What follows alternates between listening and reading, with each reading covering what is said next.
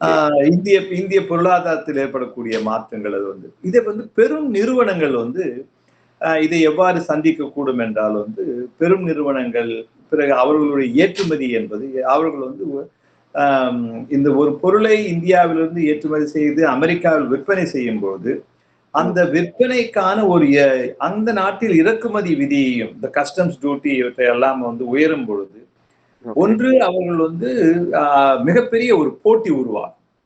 இந்த குறிப்பிட்ட விலைக்கு இத்தகைய இந்த ஒரு அமெரிக்காவில் இந்த பொருளை விற்கும் பொழுது விலை நிர்ணயத்துக்கான ஒரு போட்டி உருவாகும். பிறகு அந்த உள்நாட்டில் உற்பத்திக்கான பொருள்களின் விலை உயரும். இது ஒரு பரிதவிப்பு நிலை.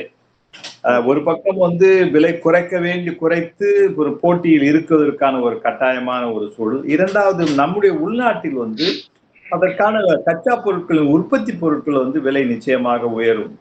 இதைத்தான் இப்பொழுது மிகப்பெரிய சவாலாகும். இந்திய அரசாங்கத்திற்கு கூட இதற்கான ஒரு தயார் நிலையை தயார் நிலை என்று சொல்லும் பொழுது பெருநிறுவனங்கள் இதை ஓரளவுக்கு சமாளிக்கக்கூடும் நிச்சயமாக.